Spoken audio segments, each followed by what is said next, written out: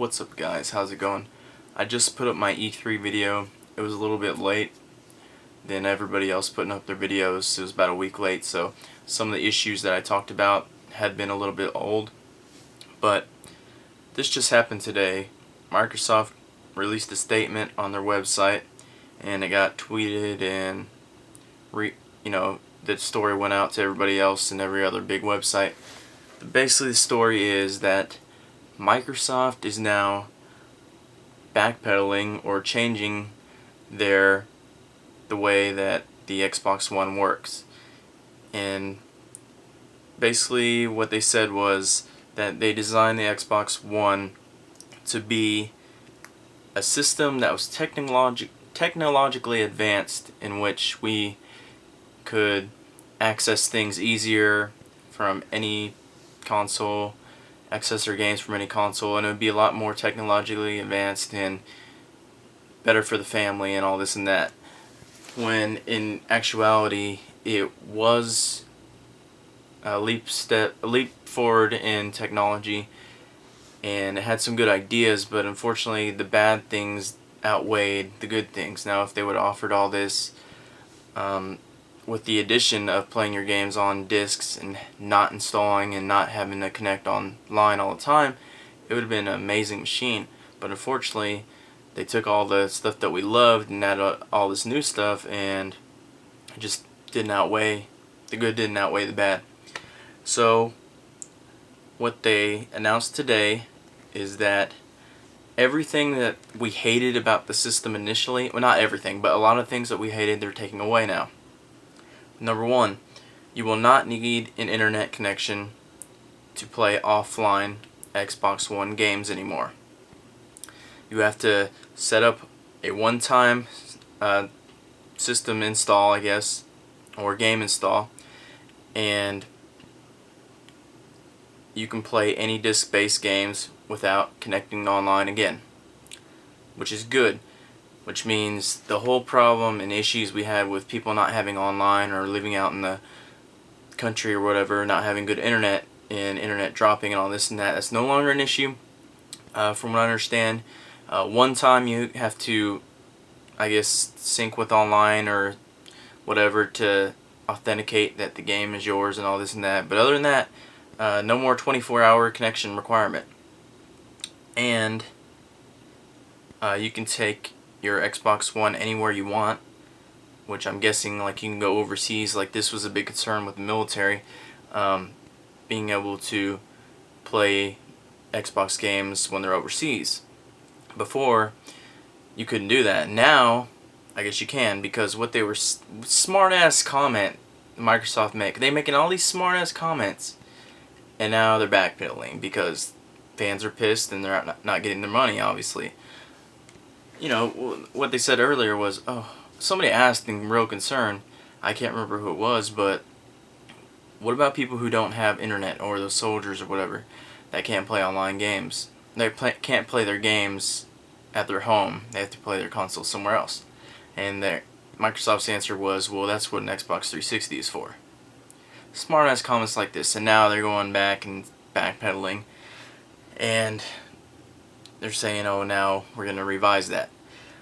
Okay, number two.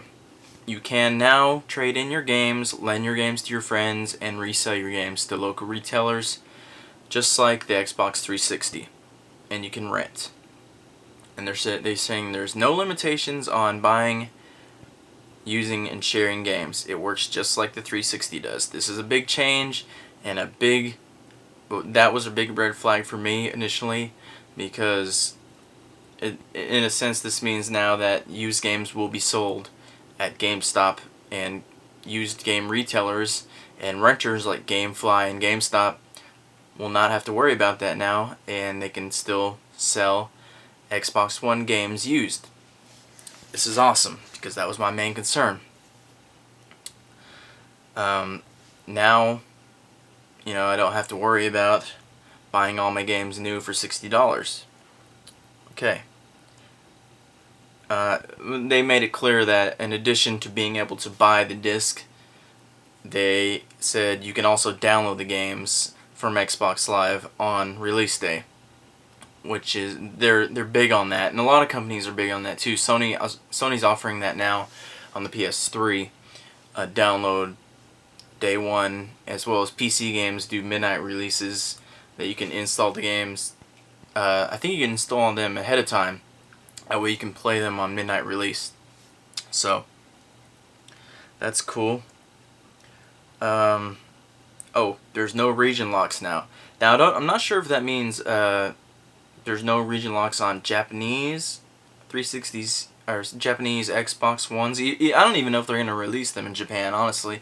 But as far as PAL versions, I'm not sure if there's going to be region locks on there. Can we play PAL games now? I'm not sure if that's what they're talking about, but obviously they might be talking about the fact that Xbox Ones you wouldn't be able to play them in certain areas of the world. I remember seeing a little map that showed like a whole part of the world, like South America and Africa and parts in the Middle East where soldiers are stationed. You can't play the Xbox One there at all. So I'm thinking that's what they might be talking about. So apparently now that's not an issue. Also good.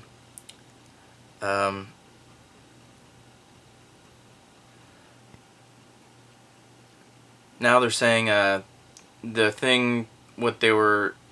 little scheme for sharing games on the Xbox One was, yeah, the person had to be on your friends list for like 30 days, and then they get to borrow it for like an hour or something stupid as hell. And now they're going back and saying now all you do is share the disc. As Sony cleverly explained to everybody, this is how we share games. Thanks. This is what this is what Microsoft is now doing. Very clever, Sony. So Microsoft's going back and doing the easy route with sharing your games.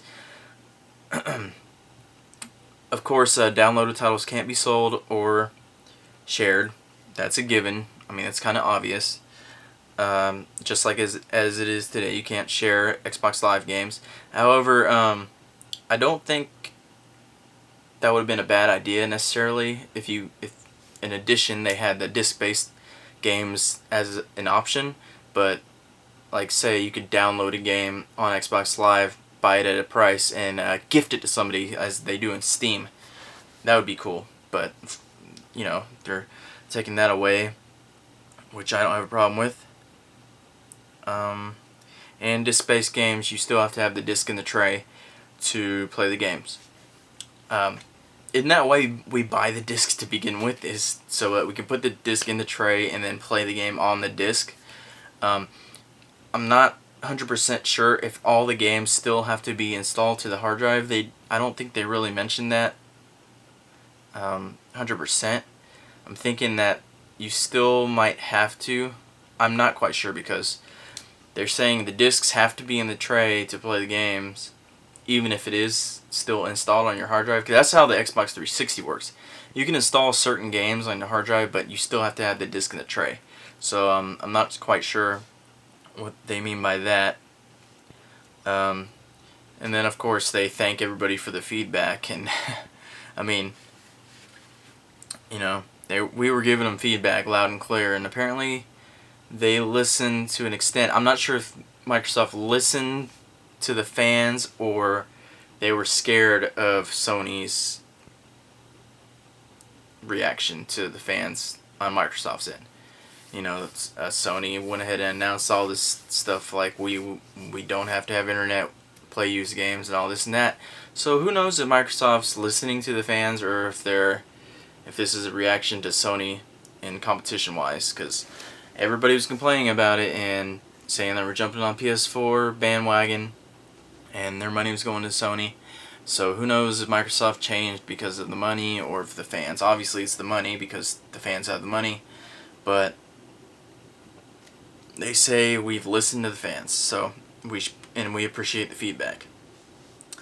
There's still a couple questions that are left up in the air as far as the Xbox One backpedaling.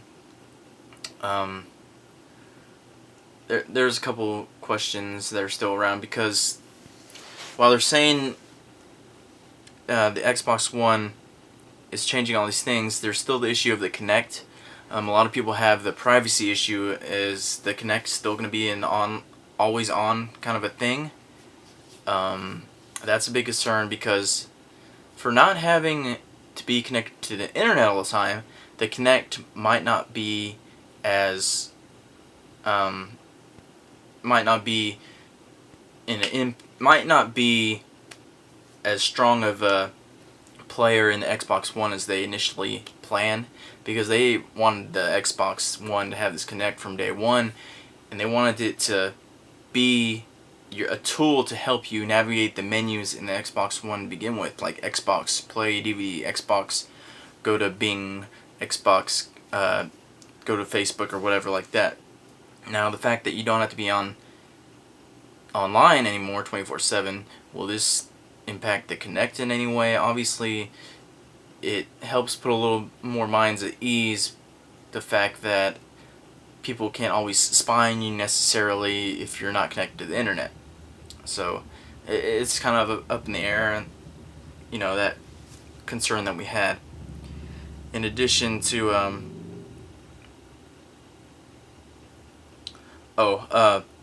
EA, apparently, since they're so buddy with Microsoft, cutting out used passes, online passes for all their games like Battlefield and all this and that. We all know they cut those out because they knew the Xbox One was coming and they were going to have exclusive agreements with them, to where you had to buy certain things for their games anyway. So it's not like EA did us a favor in cutting out the online passes. They're going to get their money somewhere, one way or another. And does this mean now, since Xbox is going back, does that mean that we're going to have online passes again? Because EA's got to do something to get their money, and they're going to get it somehow. They always do. So I have a feeling we'll probably see some kind of online pass again come back, since Xbox One is appealing to the fans now. And so that's a concern. Anyway, that's pretty much all I have. This is kind of a spur of the moment video because it just got announced today, June 19th. From what I'm hearing from the community is that people were pretty much happy with this decision from Xbox, even though it was probably done in spite of their own interest, as from what they said on the statement. They said, oh, it's for the fans. It's pretty much in response to being scared because all our business will go to Sony. The fans, from what I read, are pretty happy about this, but they don't know, and I'm not really sure either, if we're going to, I don't know, forgive Microsoft. I don't know if that's the correct word, but who knows? Do you guys, answer this in the comments or leave a video response, do you guys forgive Microsoft for doing this? I mean, will you buy an Xbox One now that you hear that it will have a lot of the functionality that the PS4 now has? Or will you go to Sony, who off the get-go said, no, we're not going to do any of that stuff? For me personally, I think I'm still sticking with the PlayStation 4. It's not the fact that Microsoft betrayed me or anything, but I still want to see where they're going with this, because I have a feeling that they're still going to implement a couple things that nickel and dimes you or makes me pay more money. I think there's a couple things that are still in there that I'm not going to like. I already don't like the Kinect feature, so, and the PS4 iToy thing is an optional feature, so I'm going to stay right now. I'm sticking with the PS4, but my eyes are opened a lot more now to the Xbox One than it initially was. So tell me what you guys think. Are you guys going to now go over to the Xbox One, or are you still sticking with the PS4? Or is the option open to now you wanted to buy both, but the Xbox One wouldn't play used games and all this bullshit, but now you're considering both systems. Leave me a comment down below, and like this video if you enjoyed the announcement, and thanks for watching, guys.